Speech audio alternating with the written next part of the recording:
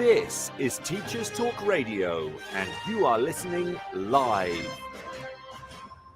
Good evening and welcome to the Friday Drive Home Show with me, Alfred Bache. For today's show, I'm delighted to be joined by Sharish Osman, lead teacher of English in London.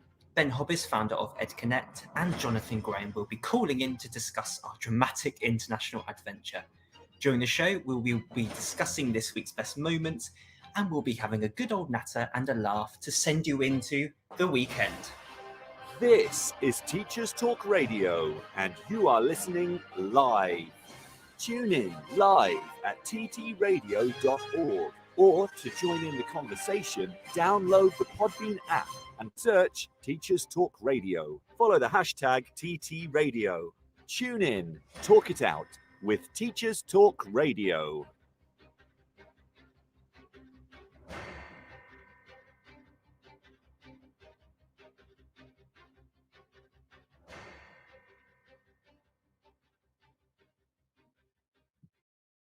Hello there and welcome to Friday. Now, it's been quite a couple of weeks for me since my last show, but I'm back, which is a good sign, isn't it? That I'm back. And I'm going to be trying my best to send you off into the weekend feeling positive, feeling motivated, and feeling proud of your achievements this week. So, welcome to you all. For those that are entering the studio, leave a comment from where you're listening in from, and obviously leave comments throughout the show as well. And make sure that you can also share this show on social media as well. So I hope you are all really well. And obviously this Friday show means quite a lot to me because I sort of get to send you off into the weekend. Now, if you're driving home, you're done. You're done for the week. If you are at home, go to the cupboard, get a glass out the cupboard of any size you want. Preferably you want the biggest size, maybe, and any drink of your choice. Now, that doesn't need to be alcoholic, of course. You can have a nice squash. I have a nice squash because I'm not drinking anymore. We'll go into that later then anyway. But yes, get a nice drink, get some snacks and treats. Just take a deep breath in and take a deep breath out because you are done for the week. If you're writing reports, you're done for the evening, and then you're going to continue writing reports tomorrow morning. But they will get done soon, so keep on going with that. So yes, it's been 2 weeks since my first show. Last time I had Kate on, who was just fantastic, and I also had Jonathan, and he'll be back. He'll be back for some light entertainment to send you off into the weekend. I have got 2 great guests today, with Jonathan, of course, as well. So let's go through them. We have got Sharish Osman, who is a lead teacher of English, and we're going to be discussing her article for TES, which is focusing on what NQTs want to find out before September. So ECTs, NQTs mean the same thing, but we are going to go through thoughts, feelings of different people, and we're going to go through her article, and we're going to talk about our own experiences as well, and we're going to talk to either guest about that as well. My NQT year was last year, so I have very, very fond and nightmare memories of some of my NQT years, so I'll be going through my experience as well.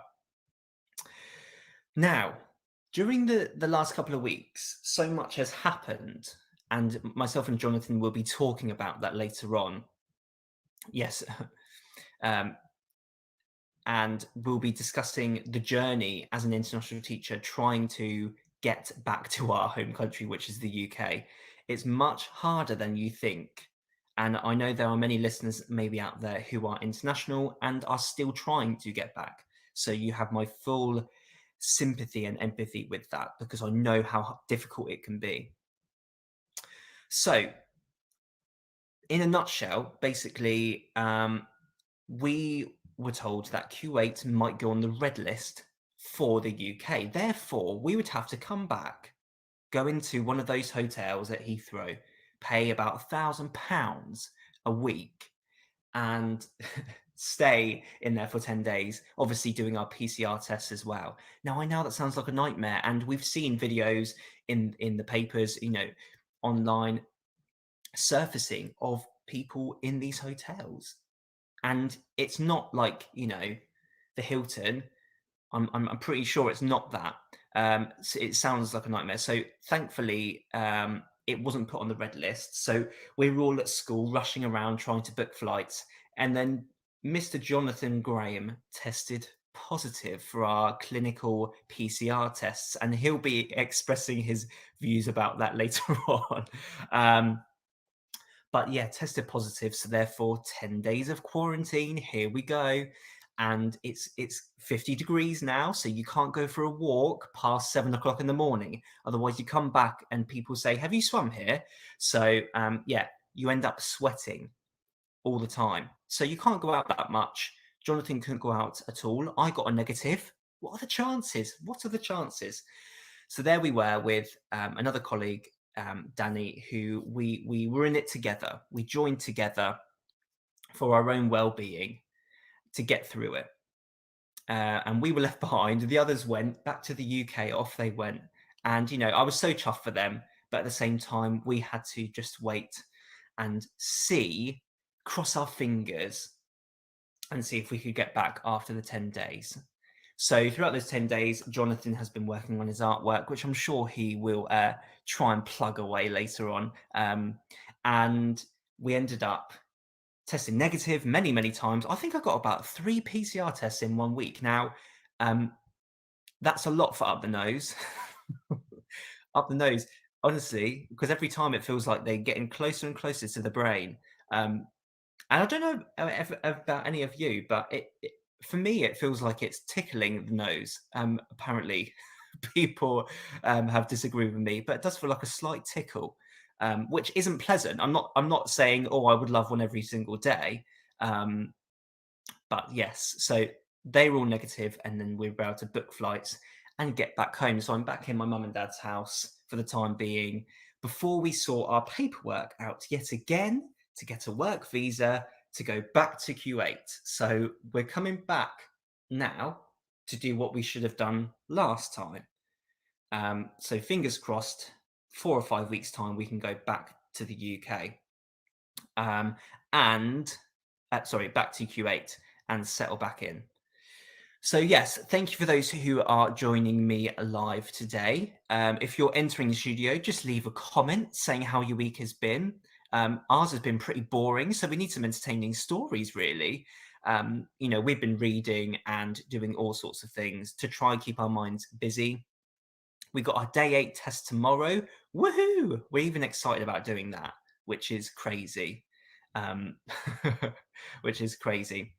So we're going to have the news soon, and after the news, we're going to have Sharish Osman on to talk about her article that she wrote for TES, and we're going to be discussing ECTs, NQTs, same thing, and what it means to be an ECT now, what support is going to be in place, and what do, if you are a trainee or an ECT, what do you really want to know before September?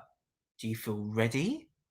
Do you feel that you have got the support, or are you going in blind? Which I know it is daunting, but we're going to be giving some advice for that as well.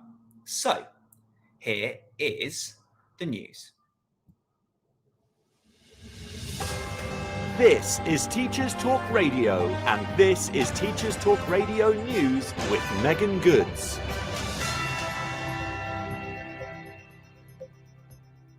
This is your latest Teachers Talk Radio News.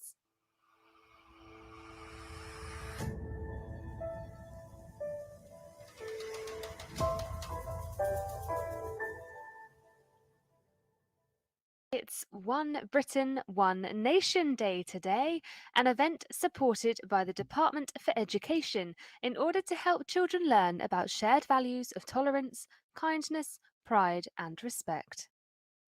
The campaign is coupled with a song titled Strong Britain, Great Nation, which Gavin Williamson has encouraged schools to use for sing-alongs today as part of the patriotic celebrations.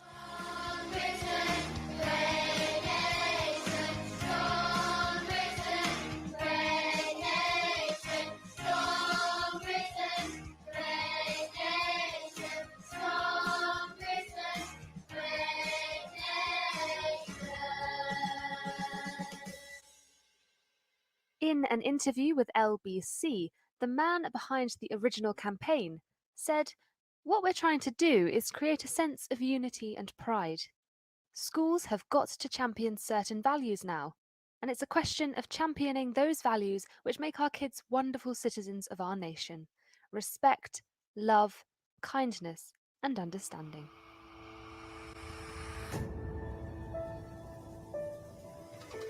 In a speech to university sector leaders, Gavin Williamson ascertained that certain practices, such as lowering of literacy standards in degree assessments, are unacceptable and must come to an end.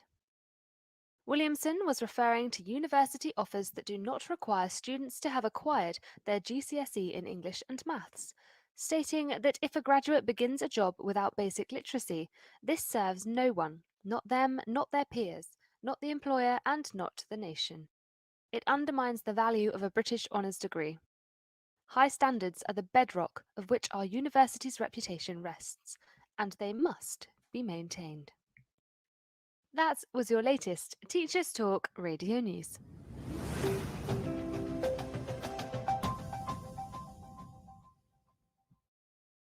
Okay, there we go. There we have it.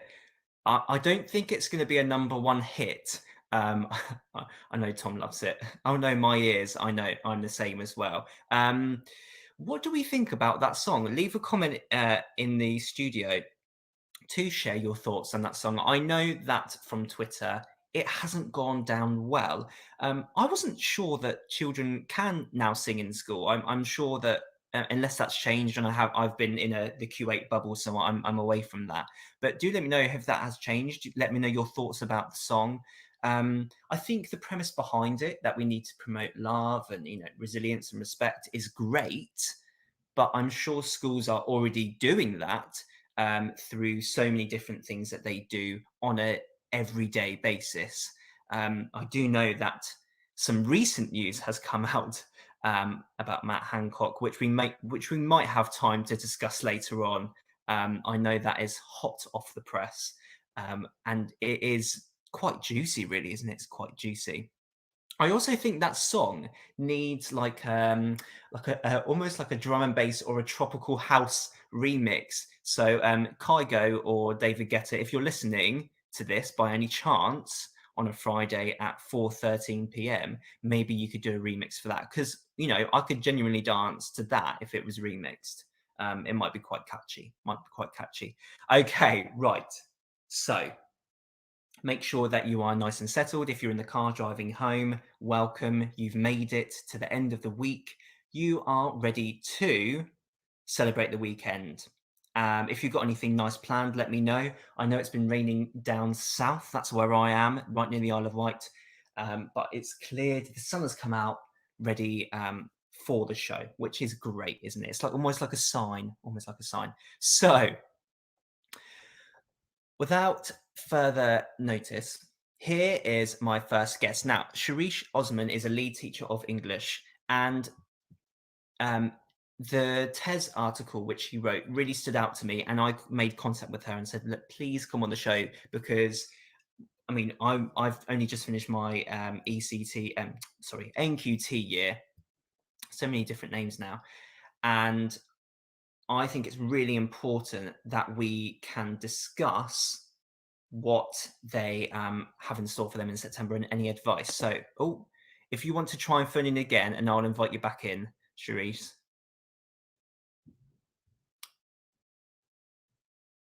We're doing well so far, technology-wise, guys, as well. We're doing well so far, aren't we? So yeah, those that are joining me, welcome. Let us know how your week has been. Charisse, if you try again, and I'll invite you back in. Trying. So if you are an ECT as well, if you're a trainee, let us know. The whole point about EduTwitter as well is to try and offer advice as much as we can. So I'm inviting you in, Sharish. Hello. Hello, can you hear me? I can, so clearly. How are you? I'm good. How are you? I'm fantastic, thank you. How's your week been? Week's been fine, actually. I'm just going to apologize. I've got literally my 1-year-old sitting in my lap, so if he's making any noise, he's just wants to join into the radio. But yeah, the week's been good. I'm enjoying the weather that's getting nicer. Yeah, I absolutely. don't Where know. are I you don't know if it's based? going to stay. I'm in London. Oh well, I say London. I'm in. I work in London, but I live in Berkshire, so just outside London. Oh, lovely. Um, That sounds idyllic. it's very nice. It's Oh, busy, good. but that's the way we like it. Absolutely. So, thank you so much for joining me today. No worries. So you've been on before, is that right? I've been on a couple of shows. I've been on Mal's show, and I know she's in here. Hi, Mal. And I've been on Wakar's show in the evening as well. So I've early morning, after work, in the evening, done it all. Fabulous. Maybe you'll be a host. Maybe you could be a host as Oh, well. I don't know. I don't know if I can balance all of that. I like being a caller at the moment. Absolutely. Right. So, first of all, with any guests, I sort of like to hear about the background and how you got into teaching, because I know so many different teachers take on so many different routes. So if you can just give me a brief background on your teaching career so far, and then we're going to go into obviously the main premise of the article, and then try and give as much advice as we can to ECTs. Yeah, of So course. yeah, the floor is yours. Okay, so I feel like it's been a great journey for me. I did my PGC about 10 years ago, and on my PGC I was put in some placement schools which were actually really nice. Both of them were actually faith schools, Okay. and not that I had an easy ride, but they were nice schools, and I think the mentors I was given was nice. The students I was working with were quite nice. But then when I went and applied for a job, I went the complete opposite way, and I went for a bit of a tough school, and even the principal kind of tried to not put me off, but would just warned me like, oh, are you prepared for this? And I was like, yeah, I'm prepared for this. So yeah, when I started, it was quite difficult, but like you're talking about NQT, it's so important to have a supportive mentor, and at that time, the person I was mentored by, she's still actually my best friend. So she was really, really good, always pushed me, always supported me, and basically watched me go, watched me go further than her. She went part-time, and kind of took a step back, and she was always like Mal says, you always need a champion, and she was basically my champion, and just never kind of gave up on me. And when we moved schools, when I left that school after 6 years, she left with me. We went to the same school. Wow. So yeah, so it was just like we became one person, and it was just really nice. And now she's gone on to, she's moved away with her children, and she's gone on to be a head of department.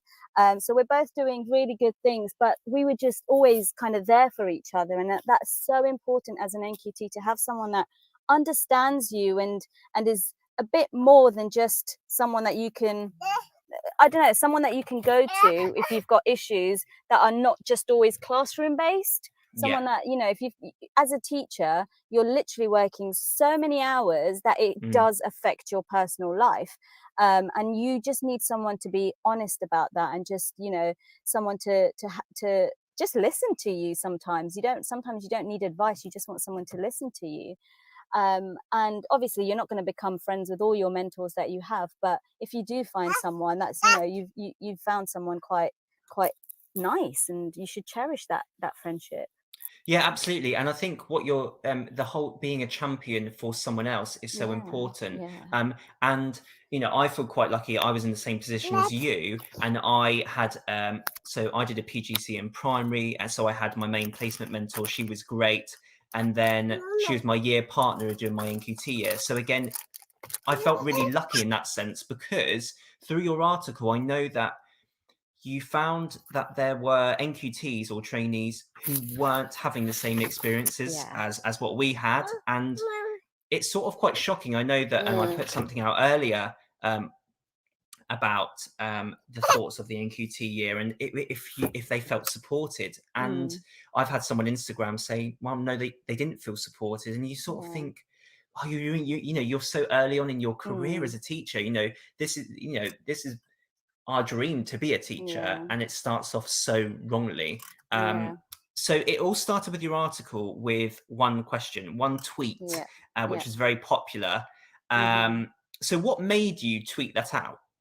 So obviously, as my job for lead teacher, I've been mentoring and coaching PGC students, skit students, NQT. So I'm always someone's mentor, and I'm always thinking we we put together these programs for them, these like induction programs of Yeah, everything we think they should know, and they're always very serious things that yes, everyone should know: safeguarding, everyone should know what time we should come into school, you know, the things that every school puts out. But then I'm thinking, when they do start, do they feel they know everything? What do yeah, they, you know, if they retrospectively look back, what do they wish they knew, a few weeks into it? What do they feel that they should have been told beforehand? And it's little things like how the photocopier works. You know, you're standing there on the first day in September and you've got a queue of people behind you, and you don't know how to use a photocopier. yeah. It's you know, you're under pressure. You're like, oh my God, on my first lesson in 5 minutes and I don't know how to print. It can get a little bit scary, and that's not something that you should you know, it's obviously you can just ask someone how to how to use it, but you don't want to look like an idiot either. Yeah. Like, oh, I'm a teacher and I don't know how to use a photocopier. That should be the first thing I should know. Absolutely. And I think that the whole NQT label as well, or ECT now, Yeah. can sort of cause your inner saboteur to take over. Whereas actually you are qualified, you are a professional, and you want to be treated the same as everyone else. And again, that doesn't fall necessarily down to you, but like you said, down to everyone else Mm, and that champion of yours, that mm, mentor, who can make sure that you know these things, yeah. even down to the photocopier. And I wrote that down because I love that part about the Yeah. photocopier, because if you think about it, and I was like this in my NQT year, they can be moments by the photocopier where you can just breathe and Yeah. you think, okay, I just need to take a moment for myself while I'm printing off 30 Yeah. copies of this. So like you said, these small moments can mean Yeah. so much. Yeah. So I mean, other just going parts. back to Oh, sorry, sorry, just go going back ahead. to what you were saying earlier as well, how some of these NQTs were not having positive experiences. I mean, I just don't understand how, you know, a mentor who's been given the role to support someone um, can be so negative. Like, I don't understand. Yeah, Like, we are all here for the same purpose. We're all here to drive this kind of the students to progress. And if that NQT or the ECT is not doing well, they're not going to make progress in that department. I don't see why you should be negative. Like, obviously there are going to be things going on in the mentor's own life that, you know, sometimes projects onto their coaching and their mentoring sessions, but on a whole they should be treated the way they want to be treated. yeah, So absolutely. In terms of mentoring, you yeah. know, obviously I'm still very much new to the Yeah. teaching world, and I probably won't mentor anyone initially, you know, within the first three Mm. to 4 years, because I'm doing other things. But what advice would you give to new mentors who are taking on maybe some PGCs or degree candidates next year? Well, actually, from next September, they are the government are making it a little bit not more tougher, but a bit more intense for the mentors. Okay. They have a kind of a complete new framework that the Yeah. mentor has to do some reading and some kind of preparation for the sessions beforehand, so they are a little bit more prepared, and it's not just random or whatever. So I think the schools need to be really careful about who they choose to be mentors as well, that they are good practitioners themselves and have Yeah. the kind of capacity to mentor, not someone who is going to be stressed and kind of take it out on the NQT ECT and not support them. So I think if you have been asked to be a mentor, is be honest with yourself and think about whether you've got the time and the capacity to be positive and kind of mentor a new teacher.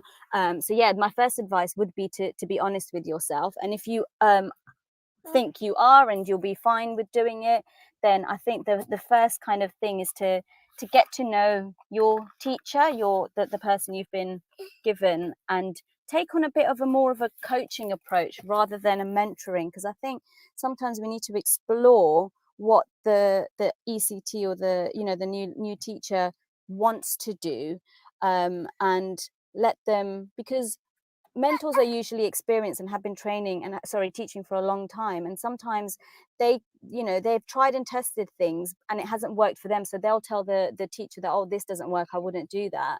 But I think, Absolutely. as a newly qualified teacher, we need to appreciate their excitement and their kind of their enthusiasm, and let them try things for themselves and see if it works for them. It might work, it might not, but you don't want to be like, well, I told you so.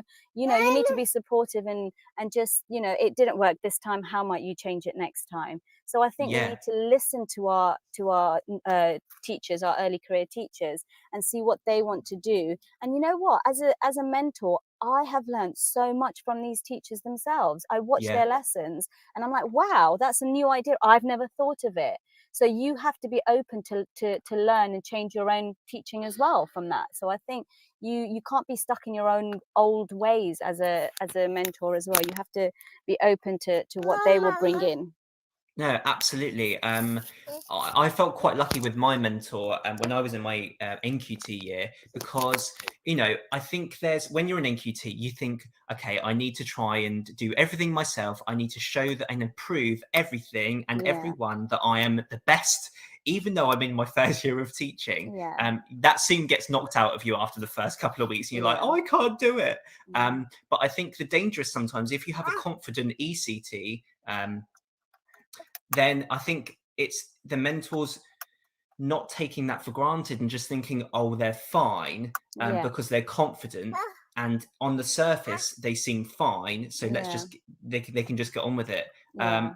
Like you said, it's about that reflection and as a mentor, asking those questions instead of saying what could be done or what do you think went well, all of those different things. Yeah. And luckily enough, my NQT mentor, she realized that my pride needed to be knocked out of me for a bit, to come back to reality of you will make mistakes and you'll learn from them. So yeah, absolutely. Yeah. So in terms of ECTs, Yeah. so just looking at some of the points within your article. Yep. So you've got like the smaller things like the photocopier, and but then it talks about the staff room code. And luckily enough, my NQT school was the same as my training school, so Okay. I knew everyone. But I can imagine as an ECT now walking into a completely blank staff room and freaking out. I did the same in my new school, Yeah. and it says about speak the unspoken staff room code.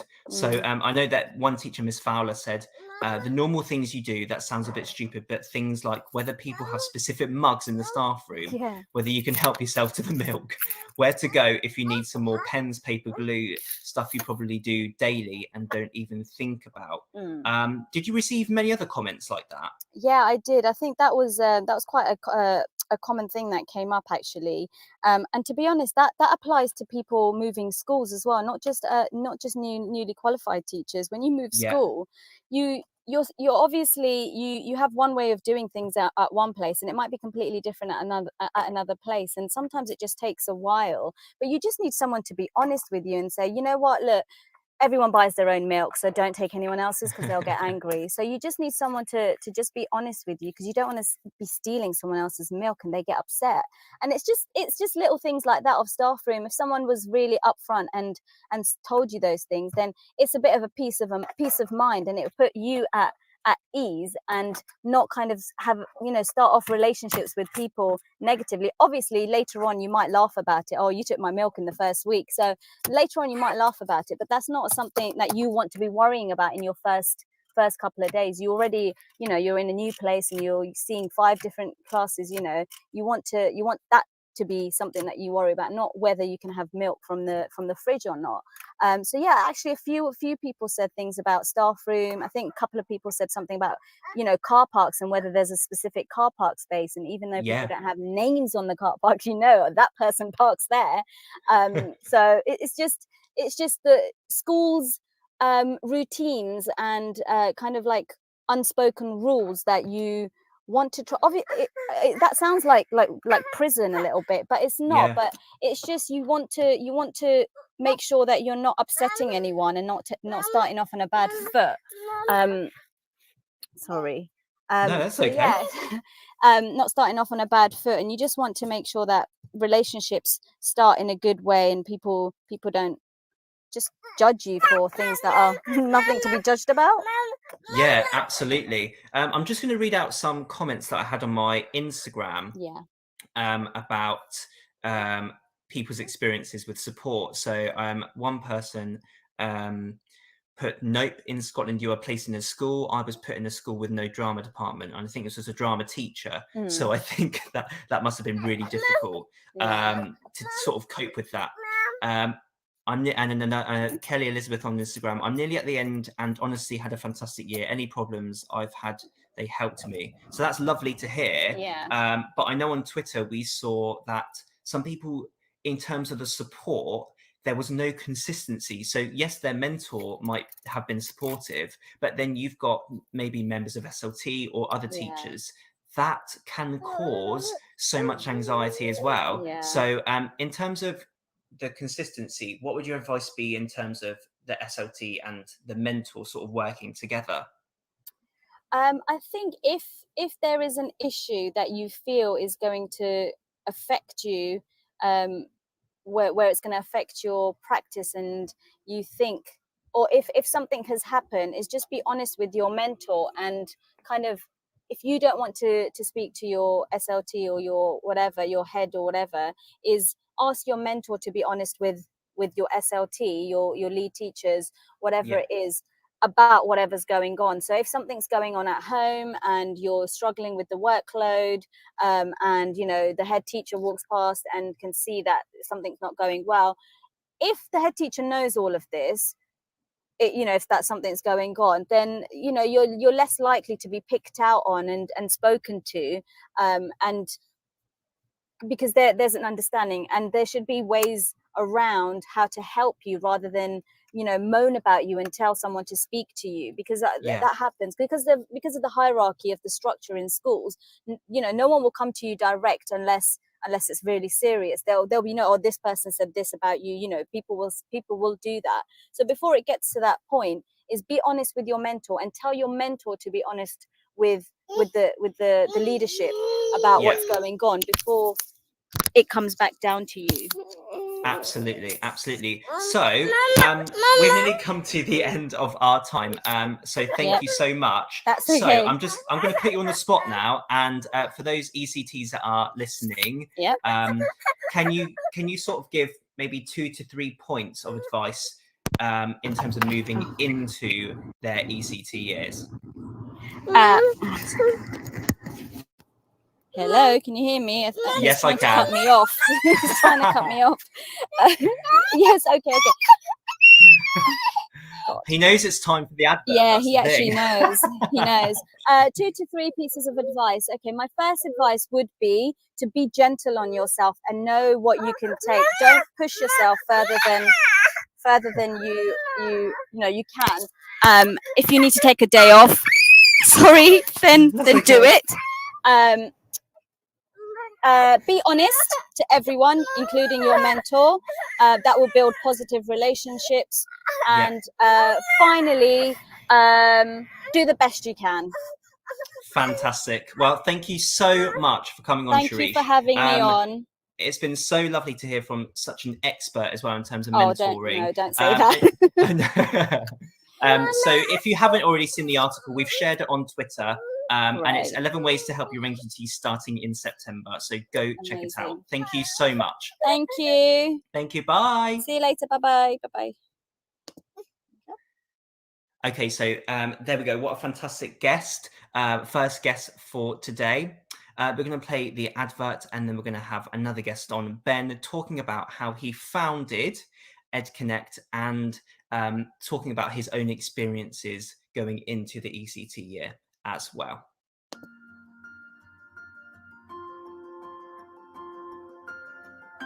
Introducing Amanda Davey. Amanda is one of the first specialist teacher assessors for dyscalculia in the UK and offers dyscalculia tutoring and bespoke training for schools. With 26 years of teaching and tutoring experience in the UK, Amanda offers specialist online tuition focused on building confidence and developing skills.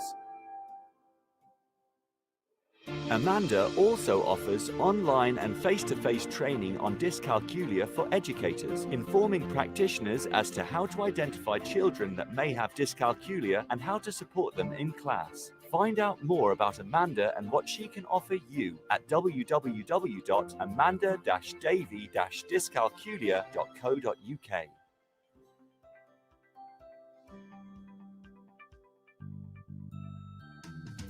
Creative Resources, made for teachers by teachers. At Creative Resources, we've been rethinking what a classroom can be.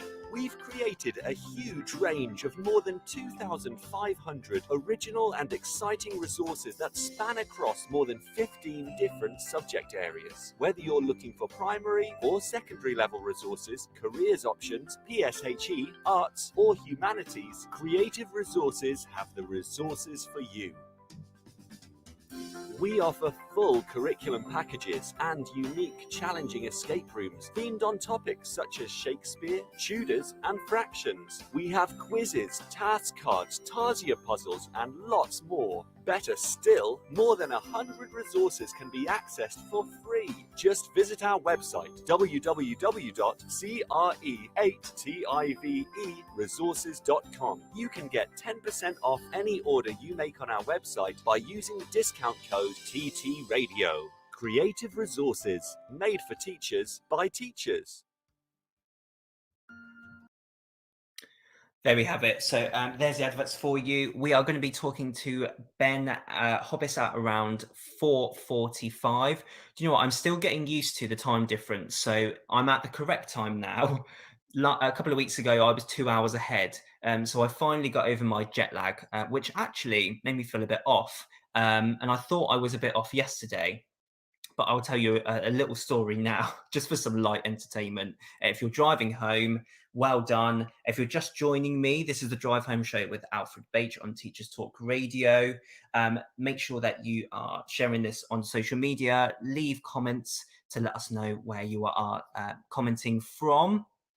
So yesterday, I'm not used to hay fever anymore because in Q8 there's no trees, only palm trees with dates, which are lovely. So I'm back in the greenery now, and the pollen's out. So therefore, my hay fever is at its worst. So which is not great. So anyway, Mum said, take these tablets. It will be fine. It'll be absolutely fine. But so they are hay fever tablets for allergies and other things. And the other things include insomnia. Now, I don't suffer with insomnia, so I shouldn't really be taking them. But I did take one because it said hay fever on the box. Silly me. So all throughout the day, and on the back it says, take one at night time. And it was 8 o'clock in the morning. So, of course, throughout the day, I thought, oh, I'm coming down with something. No, found out I'm just ready to sleep. And I had a nap in the afternoon. And I never do that. I never have a nap in the afternoon. So, yeah, that is one small anecdote for you there. Just going back to our first guest, Sharish, and she's a lead teacher of English. She's mentored, obviously, a lot of new teachers. She knows what she's talking about. And, I think that's why I wanted her on as a guest in terms of the article and just the positivity that comes with it as well. New mentors out there need to be that champion. Obviously, nobody's perfect, but you have to really think, am I ready to mentor someone? Especially after this pandemic as well, because as we know, teachers leave the profession all the time, but what can be done to retain them? And an article on TES that was one of the most read is about well-being and about how schools can improve how they promote staff well-being to ensure that they don't leave. So it'd be great to hear what your school does in terms of staff well-being. Are there any schemes that are put in place? Is it simply check-ins or buddies that you have? I know at my previous school we had Secret Samaritans, and that was a great way to anonymously gift or present someone with a cheery note, bar of chocolate, a Twix, something like that, just to end their week or any time of the year as well.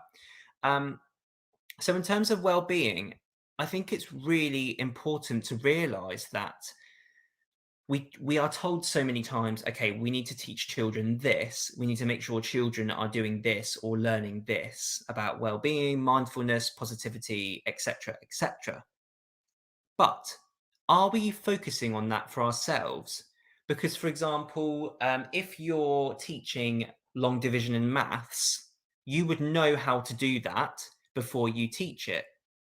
And in the same way, it doesn't mean that you have to be very zen to teach mindfulness. It doesn't, it doesn't mean that you have to be feeling the most positive you've ever felt to be teaching about well-being. But actually, we have to be thinking, am I practicing this outside of school? Am I focusing on my well-being when I leave those doors?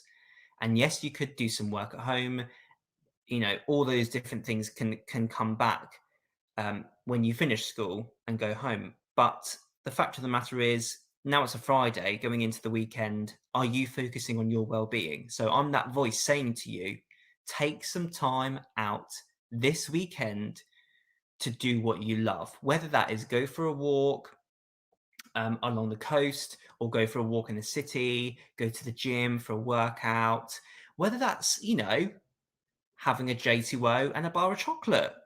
You've got to do what you love doing. Obviously, there's a line, and we won't talk about that line. But yes, you've got to find that hobby that you can do to address your well-being. Otherwise, if you try and teach children about it, you probably won't do a great job because you wouldn't believe in it. You wouldn't believe that it's important for children to think about their well-being and their mindfulness. So yeah, find your way. You don't have to all now meditate, but find your way to focus on your well-being. Okay, so we are going into the second guest. We have 3 guests today. It's chock-a-block, isn't it, for your drive home? And I'm really excited about this guest as well. Ben Hobbis, who is the founder of Ed Connect, and he is in his, I think, last year of teaching, training to become a teacher, and he's going to be talking about his experience. So Ben, if you're there, you can now call in, and I will invite you on. Here we go. Hello. Hello, can you hear me? Yes, I can. How are you? I'm good. How are you?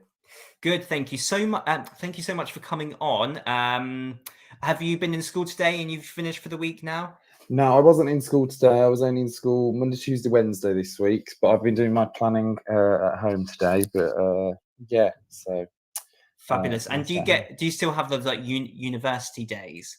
We finished in the end just before May half term. My last assignment went in on Monday, and they did a big virtual goodbye for us all, which was nice.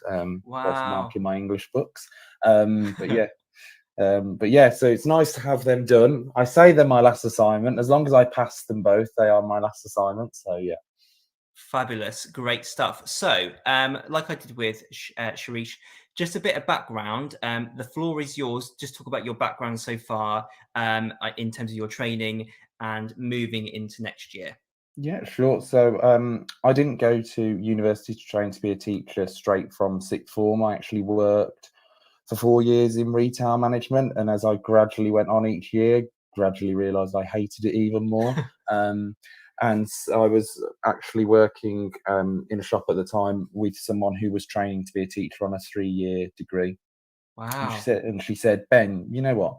You'd make a great teacher. You're really good at training people. You really care. You're really supportive. You explain things really well when we have new people.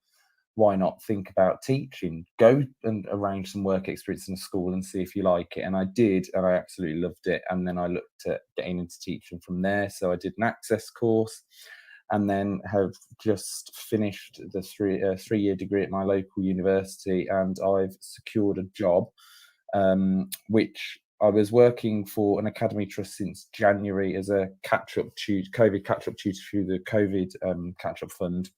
Yeah. And then a role come up as for a class teacher in one of the other schools in the trust. So I got my job quite early. I got my job, I think it was about the 10th of February. So it was Wow. quite early. It was one of the first jobs I'd seen. And then since March, since the children have come back, I've worked as a part-time unqualified teacher. So I've been sharing a class with another member of staff since March, and I'm going to be doing that till the end of this academic year, as well as my early career induction as well. Wow, fabulous. So what year group have you been teaching, or are you going to be teaching?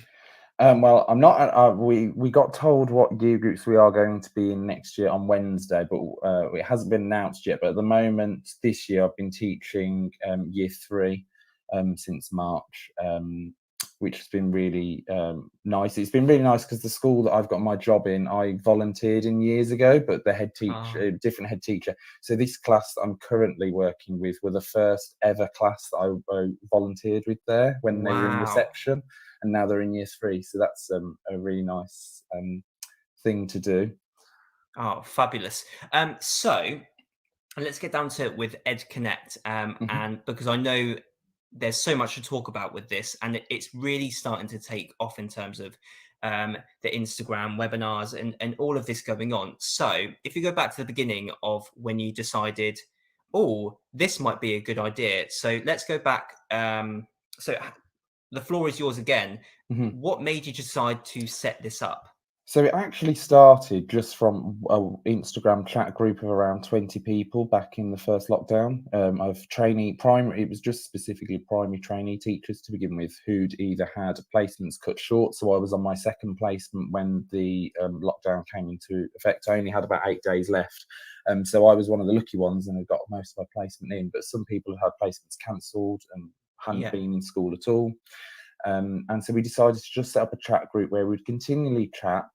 We used to have a weekly chat around a specific theme, whether that be a certain subject or whether that be a certain aspect of school life.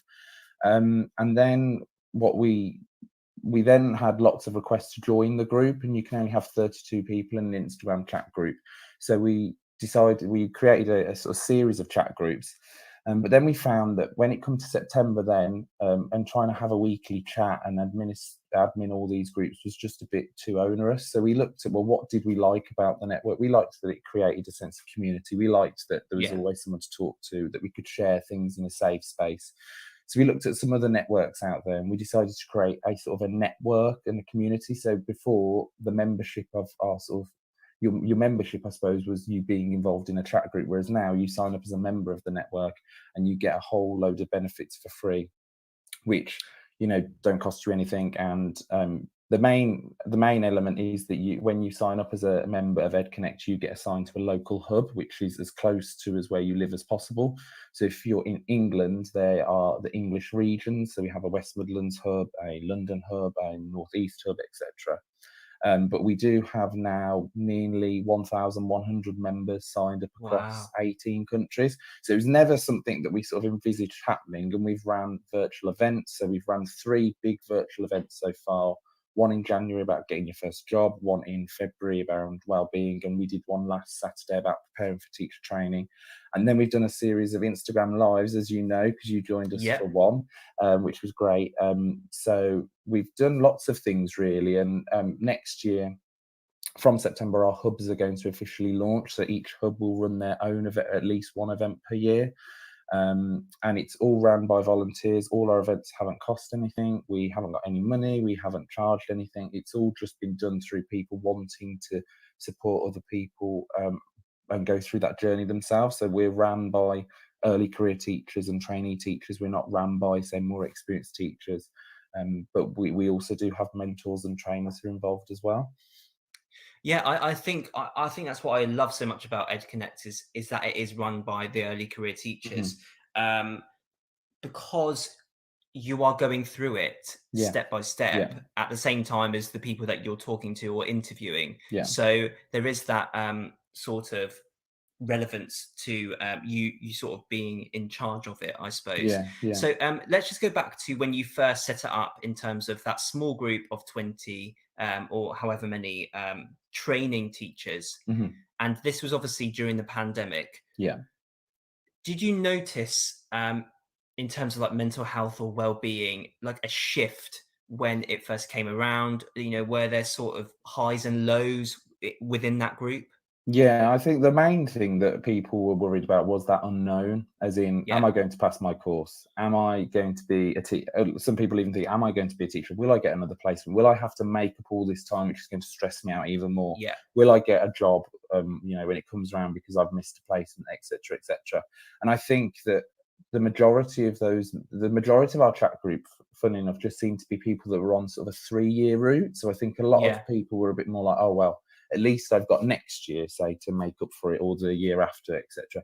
Whereas if the people who were, say, doing a PGCE or a skip route, or a 1-year teacher training route, it was very different, because the idea was then in September you're a qualified teacher, but I've missed half my year. So the reason why we set up that group was because actually we'd got people, say, who'd done a 3-year degree in their 3rd year, who'd done all their placements, and they could offer that support, and was like, well, this is what I did on my 3rd placements. We could share resources. But yeah, there was definitely a shift in well-being, and I think it was because there was that unknown and there was no answers yet, because actually we didn't know what was going on or how long it would go for, and there wasn't anything from the government that could sort of reassure us in a way. Yeah, absolutely. And that's the thing, isn't it? The government, they have brought out new things for ECTs. How are you sort of feeling about that at the moment? Well, I think it's good, because I know, like, obviously, I think a lot of people, one of the misconceptions about the early career framework is that it's come out because of the pandemic, when actually it was always the plan to introduce it anyway for September 21. And obviously they've rolled it out a bit earlier for some areas the last academic year. I think it's right. I think it's quite exciting to join. I think, to be honest, if I'm completely honest, when I first heard about it, I was like, oh, why have they extended to 2 years? And why do I have to do 2 years? Which I think lots of people thought. But then as you get more information about it, as you read more about it, and especially now at this time of year, actually, I'm getting information through, say, from my trust, saying this is what you're going to have for your induction in July, and this is what you're going to have next year. My head teacher discussing it with me. I think now a lot of people are excited for it and are really grateful for it, regardless of what route you've gone on, regardless of whether how disrupted your training's being. I think it will hopefully produce, like, in a couple of years' time, we'll see like the benefit of that, of having some really confident, like, newer teachers in the profession. And like, we're not going to lie, as the first cohort going through it, as like those trailblazers, there are going to be things that won't work, but actually it will also be a really good time to be part of that journey and shape the journey for future cohorts as well.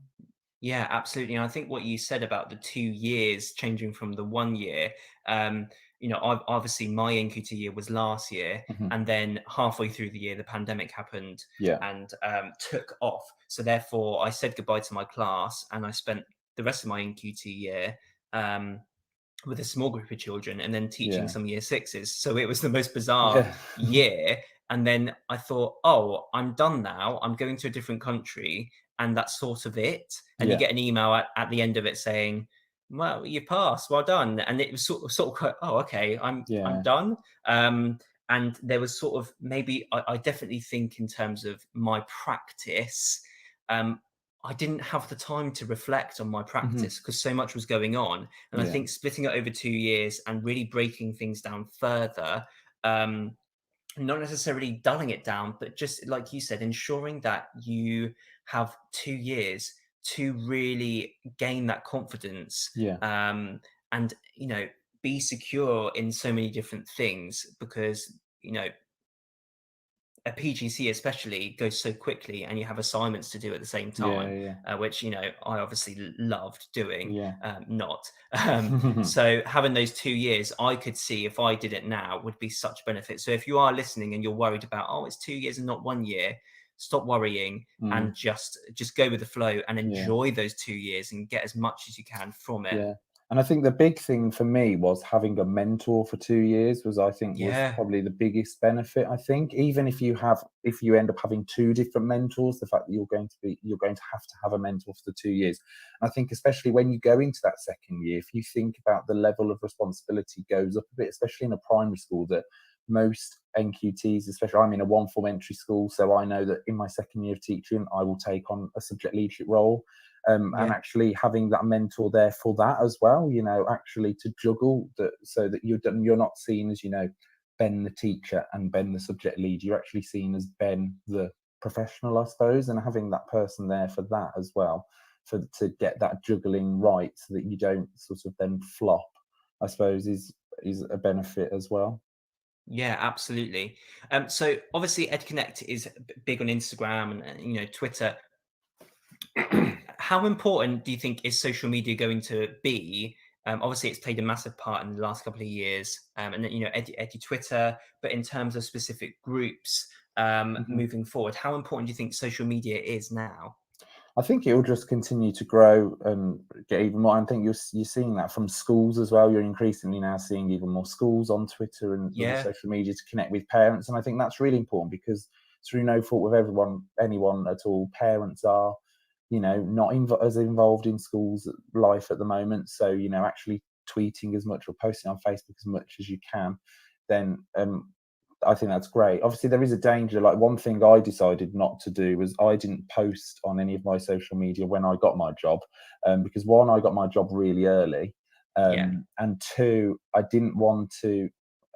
I was actually probably not thinking about myself. I was thinking about other people. I didn't want to then panic other people who were thinking, oh, gosh, he's got a job already. Shouldn't I have a job by now? And and I think that's what, as much as it's really nice, obviously seeing it's fantastic, loads of people getting jobs. But equally, every post you're seeing for someone who has got a job, you're then seeing a post about someone who's panicking and worried and stressed and not like really feeling quite negative about something, and that's understandable. And I suppose it is just about when you are using social media in any sense, but as a teacher, sort of curating your network really well, and obviously, getting involved in things, but not getting involved in things in a negative way. It was one of the things that my final placement teacher advised me. She goes, you can go onto these Facebook groups and get lots of resources, but you can also get lots of negativity from there as well. Yeah. So it's just about, remembering that, as part of those teacher standards, that professional conduct. But I do think it is something that, we need to be aware of, and we need to model that to children, because, we're seeing more and more younger children using social media, and being aware of that as well. Yeah, I love what you said about curating your own your social media. I mean, I think that can be done on Twitter and Instagram beautifully. But again, we need to know how to use them properly. And things like EdConnect with a professional account almost does give off that sort of professional side to social media. And I've spoken before about how Twitter has been such a CPD for so many people. It's not just, oh, that's a great status, I like that, I'm going to bookmark it.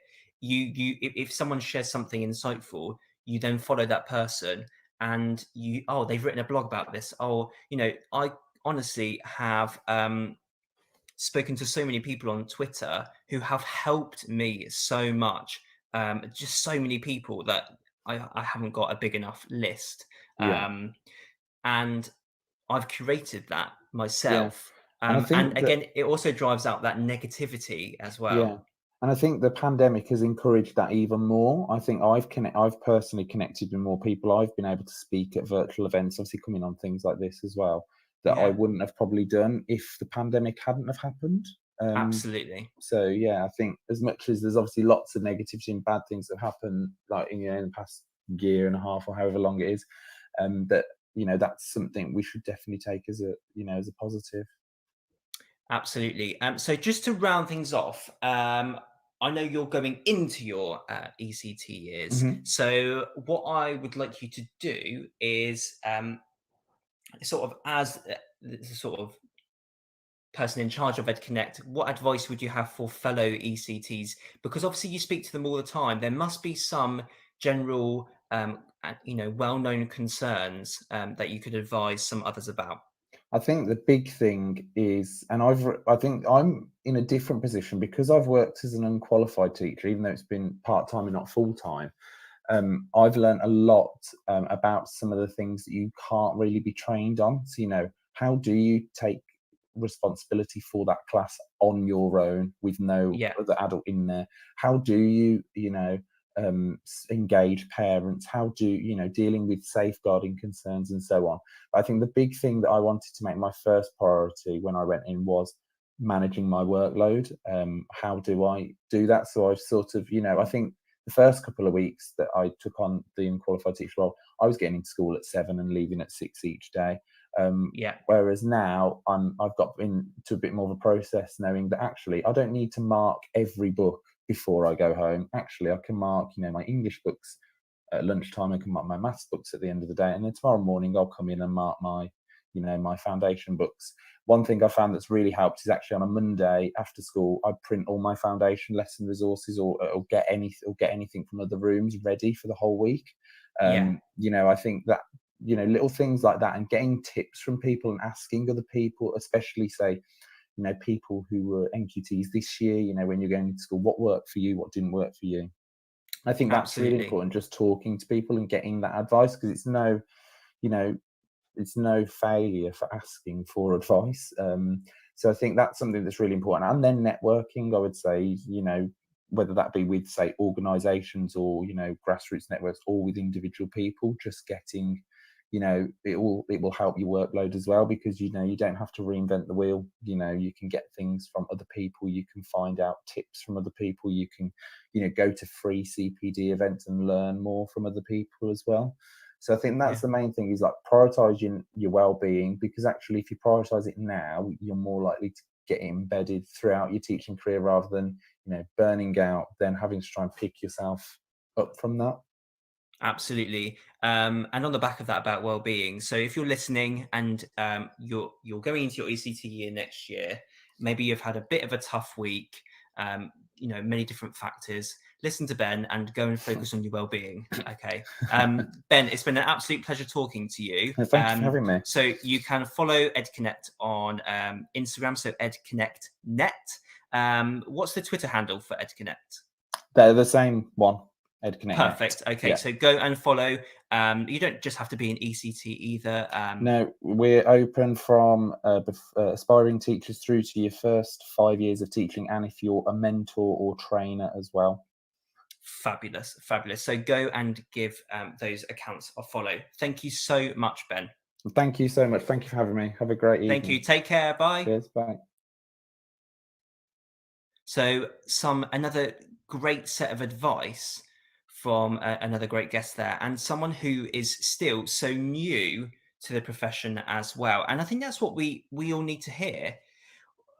Sometimes sometimes people think, oh, you're early on in your career, so you need to wait till you give other people advice. And people do think that. And we've all experienced these situations where, oh, you're still early on in your career, pipe down, so don't talk as much.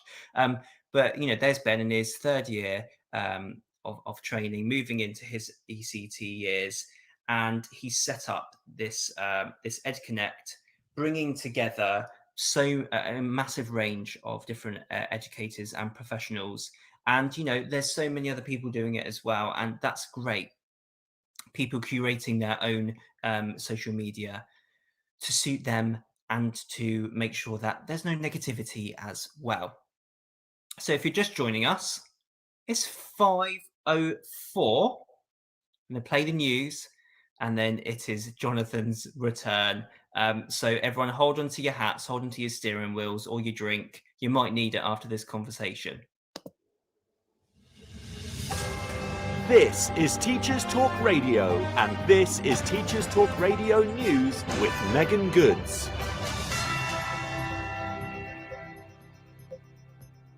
This is your latest Teachers Talk Radio News.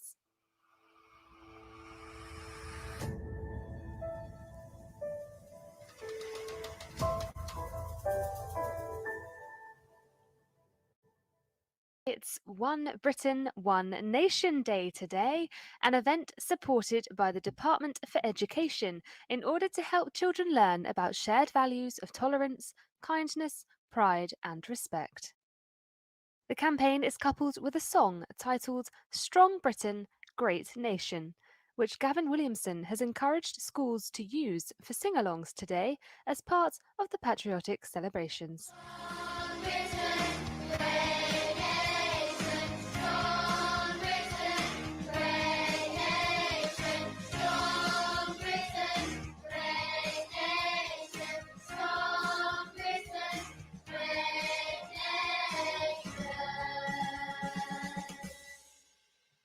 In an interview with LBC, the man behind the original campaign said, "What we're trying to do is create a sense of unity and pride. Schools have got to champion certain values now, and it's a question of championing those values which make our kids wonderful citizens of our nation: respect, love, kindness, and understanding."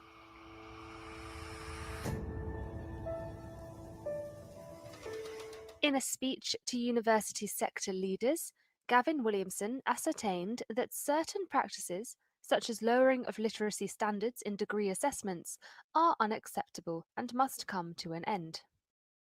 Williamson was referring to university offers that do not require students to have acquired their GCSE in English and Maths, stating that if a graduate begins a job without basic literacy, this serves no one, not them, not their peers, not the employer, and not the nation. It undermines the value of a British honours degree. High standards are the bedrock of which our university's reputation rests, and they must be maintained. That was your latest Teachers Talk Radio News.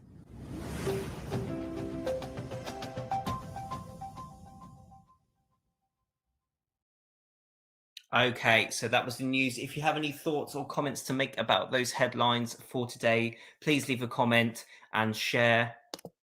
Okay, here we go. So I've decided to invite Jonathan back each week because I know that he got a lot of good feedback from his time on last week. Hello there, Jonathan. Can you hear me? I can, sadly, Oh, again, yes. Apologies in advance if you can. It'd be better if we had technical difficulties. Can I just say, you don't have to play that song again, do you? Twice is more than enough. Look, I'm sorry, but I can't change the news, can I? And, you know, as I said, with a remix, a DJ remix, maybe like a disco one, you could have a boogie to it. I'm actually reading 1984 at the moment, and there's something about a sort of song in that dystopia, and I have to admit this one has more than a whiff of propaganda about it. Although I do love, like you, the message of tolerance, unity. You'd think, given that there are only 4 words in the song, I'd remember what the other lyrics were, but it's dreadful, and the fact that they get children to sing it is even more sinister. Yeah, I sort of think put some harmonies in there maybe, or change the adjective great nation. I mean, to be fair, if we were describing the government, there are many other adjectives we could choose. So maybe we could do another type of song for the government, maybe. Yeah, an adults only version. One less appropriate for assemblies in schools. Yeah, yeah, absolutely. So obviously you've been listening in about the ECT, how it's changed to the ECT. But so first of all, sort of people know your background, but focusing on your NQT year in terms of support from your mentor and SLT and sort of the systems that were in place, what was your experience like with your NQT year? I was really lucky, actually, because my NQT year was in the same school I did my first placement, which was a lovely sort of market town, gentle secondary school, which, when you start teaching, or when you tell anyone that you are a teacher, they have that sort of intake of breath and suck their lips in. And they look at you as if you've chosen to be a prison warden. And we were watching that new Sean Bean prison show last night, weren't we? Yeah. And I was watching, the things that happened to him. And I was thinking, that's what people think teaching is going to be like. I think that's what I thought teaching was going to be like. Having my socks dipped in turpentine and then set alight. And I think my course tutor knew that I would neither survive prison nor that type of school. So she put me in a really gentle countryside secondary, which suited me down to a T. So I've never been challenged with some of the stereotypes of secondary school teaching, perhaps some of the more behaviour orientated issues. So that meant that not only was my training year not easy, it's definitely never easy, but doable for me. And then my NQT year in the same school, same type of environment really, really helped me out. And it wasn't just that the pupils weren't going to set me on fire, it was also the fact that the team, whether it was my head of department, who was also my what do you call it, my mentor, and the senior leadership team, they were on it like a car bonnet. They really knew what their program had to look like. They knew how to support you. And they, I don't know if they welcomed my input or if they just tolerated my input, keyword from the song from earlier. But the NQT year was a really good year for me to sort of find my voice and sort of complain a little bit, because there's no such thing as a perfect school or a perfect teacher or a perfect NQT year, and yours was quite different to mine, and I had lots to say about it, how I thought it could be better, and they were remarkably receptive to my input, and so I think it was actually improvement for the people that came after me. And one of my bugbears was paperwork, because as a teacher there's more than enough to do already without having to fill in form after form after form. And that's one thing I didn't enjoy, because it is so time consuming. I had to do another folder. In your PGCE, you have to have in sort of a Polly Pocket every single standard checked off 3 times. I had to do the same thing again, which was probably, in retrospect, really useful. Otherwise, me, I'd have cut every corner possible, and other than teach them how to spell cat, they'd have learnt nothing. Whereas you didn't have to, did you? You didn't have a folder. No, I didn't have a folder. All of mine was sort of based online in terms of Word documents, which is really useful. And all I had to do was write down like a summary of evidence each half term for each substandard, which can still take a while. But again, like my PGCE, I'm putting all those Polly Pockets together, and you notice that the pages are tearing as the year goes on, and you need a bigger folder. So I didn't have to do that, luckily. But I'm hoping with this framework, there's more consistency with what's going on, and in terms of the standard of the mentor as well. I know we were both very lucky with our mentors, but sadly there are trainees out there who are going into their ECT years who just don't feel supported, which is sad. But hopefully with this framework, the standards sort of are higher, which is great. And I do like that in response to the dreadful situation of COVID, obviously it's terrible as a disease, but also in the way it has affected people's ability to train and to learn and become practitioners. And it does seem to give the opportunity to sort of grow in a slightly more protected and supported environment. You're not just thrown to the wolves after a single year. Although I have to say, I'm clearly the least informed professional, in inverted commas, you will ever meet, because I didn't realise it had been rebranded as an ECT. So at the beginning of your podcast, I did the natural thing. I went on Wikipedia, thought, I'll find out what is an ECT. What did you find? Was it a medical condition? Yes. It's similar. It's electroconvulsive therapy, which is a cure, I think a rather outmoded cure, but for mania, which perhaps is not a very PC term anymore, a depressive disorder, and my favourite, catatonia. So it's almost as if being a teacher is a cure for liking Welsh alternative rock, which I think is absolute magic. That was on earlier, actually, catatonia, and I did need ECT after it, I think. Matthews listens, we apologise. She'll be listening, I'm sure. Absolutely, number one fan. Gives her road rage. So Miss Rach says, one of the best things my university did in second year was get rid of the evidence folders. I really focused on my teaching in my second and third placement compared to my third. So hopefully So hopefully that's the same for others, other university degrees as well, with getting rid of that, because sometimes you'll focus on, I remember when we took our folders in, and some were absolutely stunning. And mine wasn't. Mine was, the bare basics of appearance, because let's face it, they just need to see the evidence, don't they? But some were absolutely stunning, and the pressure that sometimes I felt of, I need to get out my Christmas decorations and sort of annotate my folders to sort of compare with others. So that's great. It'd be great to hear from some others who are listening in about your experience with in terms of evidencing and then moving into the ECT year as well. And it's, sorry, I was just saying, and some of the other paperwork as well, self-reflection is such a huge part of growing as a teacher. But I think there's this unnecessary documentation of it. I think sometimes self-reflection is at the end of a lesson when you go into a cupboard to cry or sort of bang your head against a wall. I think that's quite reflective. And I don't need to put that on a 4-step diagram to revisit my lesson. And I think sometimes that conversation with the mentor, and I know your contributor earlier commented on how the mentor process for an extra year is so valuable. And I completely agree, because it's those conversations that are so much better and quicker than filling out form after form after form. Yeah, absolutely. And it's great to hear in terms of, because I know those listeners probably may know that Jonathan is secondary, I'm primary. So again, there may be a difference there in terms of what's the expectation for secondaries in terms of the programs they deliver now. I know that our international school, they're working hard, I hope, to make sure that the ECT program is ready, because we have I think, how many ECTs do we have? ECTs.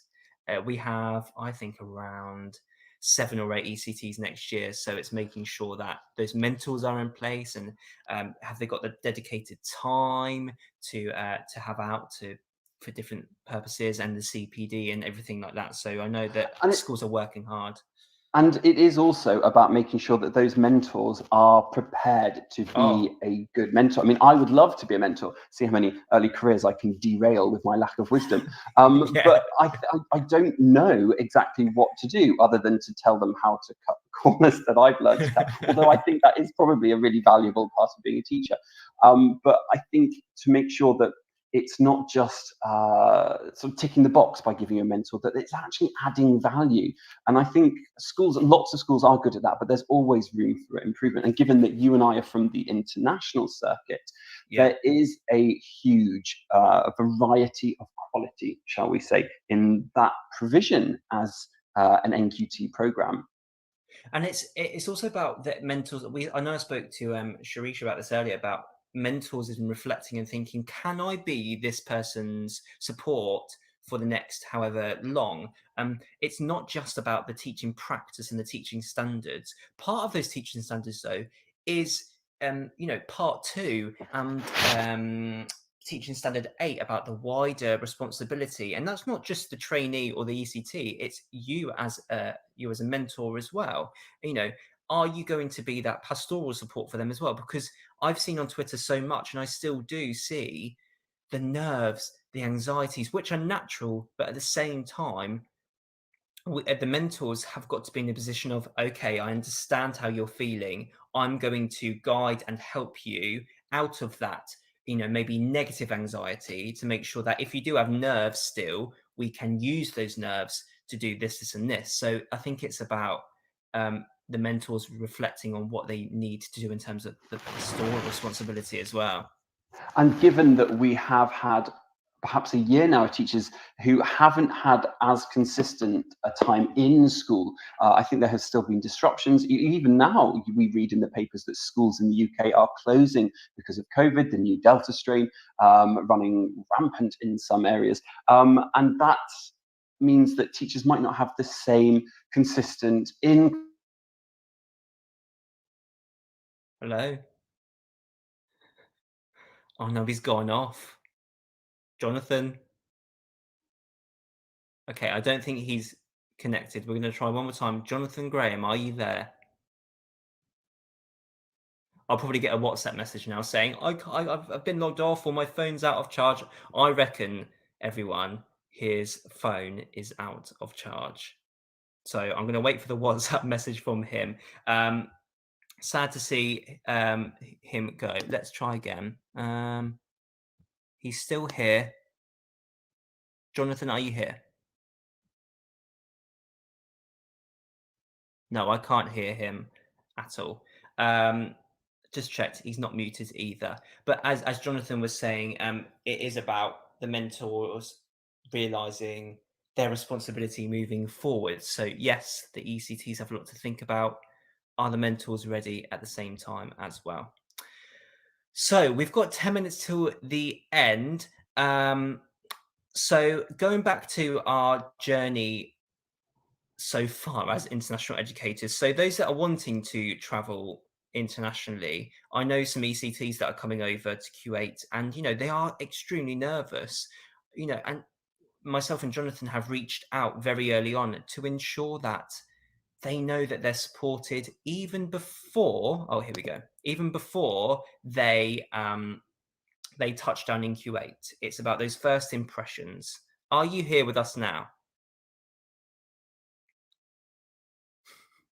Hello, Jonathan.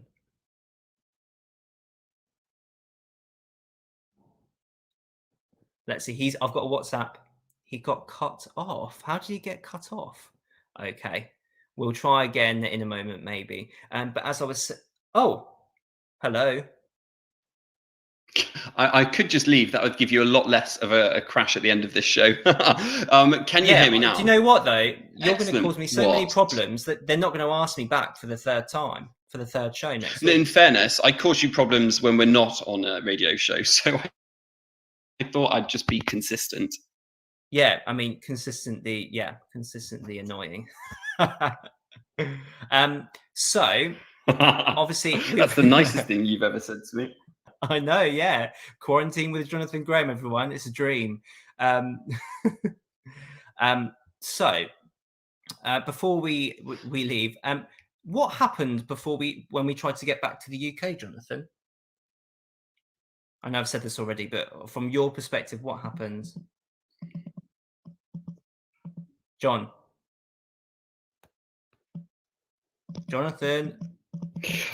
So it was all your... Can you hear me? Yeah, move to a different position. Walk around the room.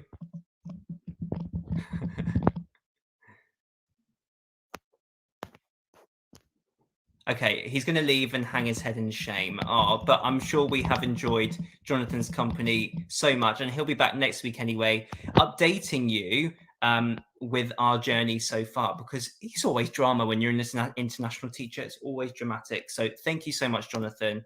I am going to disconnect you. Please don't take it personally.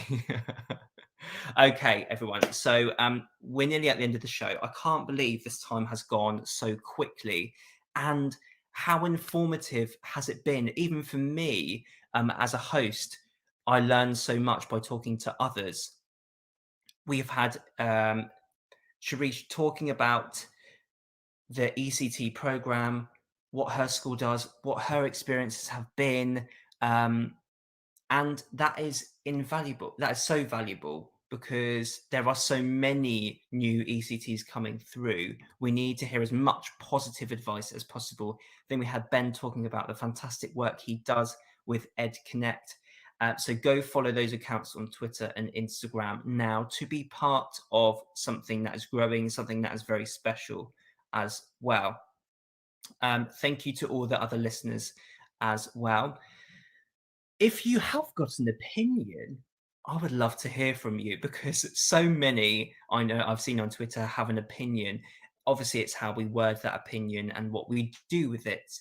But as a host of a show, we have to discuss maybe topics that we may think are quite challenging, but at the same time, entertaining. And that is what I am here for. I'm here to make sure that you go into the weekend reflecting on the great work that you've done this week. So take some time now. If you're driving home, if you are now home, it's nearly time for you to go to the cupboard, get your crisps, or if you're watching what you're eating, you can go get some carrot sticks, get the hummus out, go into the fridge, get a nice cool drink. If you've got a garden, sit in the garden. Take time now to really think about, what am I doing this weekend for my well-being. Okay, we're in quarantine still. I'm reading a great book, and I'll be doing exactly the same tomorrow, which, but I'm trying to stay positive. Doing this show helps as well, because there's a lot goes on behind the scenes. So yes, message of today is, if you are an ECT, going into your ECT years, nerves are fine, absolutely. But remember the networks around you. Remember, you will have mentors to support you, SLTs to support you. You will have people on Twitter. And I know you don't see us face to face, but what a network it can be. So what a network it can be. Thank you to the team at Teachers Talk Radio. Remember to subscribe and like on Twitter, to give it a follow. We are on Instagram. We are on LinkedIn. We are on Facebook as well. So we're covering the whole of social media, and it's growing day by day. And I know I can speak on the behalf of other hosts as well, that it's such a pleasure to share our experiences, but also to listen to others so others can learn and be entertained as well. So I will leave you now to go and enjoy your weekend, your positive weekend, in such a great mindset. It's been an absolute honor as always. I hope you've enjoyed me rambling on, apart from the guests who have saved me. I will see you next week at 4 p.m. for your drive home into the weekend. You've been listening to Teachers Talk Radio. Tune in live and listen back at ttradio.org. We look forward to hearing from you next time on Teachers Talk Radio.